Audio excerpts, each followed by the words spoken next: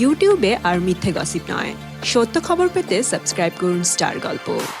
বাংলাদেশের শীর্ষ প্রযোজনা প্রতিষ্ঠান জাজ মাল্টিমিডিয়া গত কয়েক বছর ধরেই বেশ কিছু ভালো ছবি উপহার দিয়ে আসছেন আমাদের। 2012 সালে ভালোবাসার রং সিনেমা দিয়ে এই প্রযোজনা প্রতিষ্ঠানের যাত্রা শুরু হয়। সেই সিনেমা থেকে এখন পর্যন্ত তাদের বানানো সিনেমাগুলো দেখে এই প্রতিষ্ঠানের একটা বিষয় লক্ষ্য করা গেছে, আর তা হলো তাদের সিনেমায় বেশিরভাগ সময় তারা নতুনদের সুযোগ দিয়ে থাকেন। সেই প্রেক্ষাপটেই জাজ মাল্টিমিডিয়ার হাত ধরেই পূজা চেরির আবির্ভাব হয় সিনেমায়। ভালোবাসার রং সিনেমায় শিশু শিল্পী হিসেবে তার অভিষেক ঘটে। এরপর জাজের প্রযোজনায় পোড়ামন 2 এবং দহন সিনেমায় অভিনয় করে পেয়েছেন ব্যাপক দর্শকপ্রিয়তা।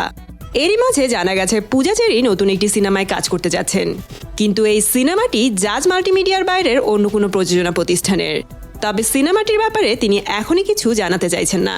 তিনি বলেন, আসলে ব্যাপারটা চমক হিসেবে রাখতে চাই। নতুন ছবি করছি, এটা সত্যি, তবে সেটা খোলাসা করতে চাচ্ছি না এখনই। তবে এইটুকু বলতে পারি, ঘোষণাটাই চমক হিসেবে আসবে, কেননা জাজ মাল্টিমিডিয়ার বাইরের চলচ্চিত্র এটি। এ ব্যাপারে পূজার কাছে জানতে চাওয়া হয়, জাজের বাইরে এসে কাজ করতে গেলে প্রতিষ্ঠানটি কোনো প্রতিবন্ধকতা সৃষ্টি করে কিনা।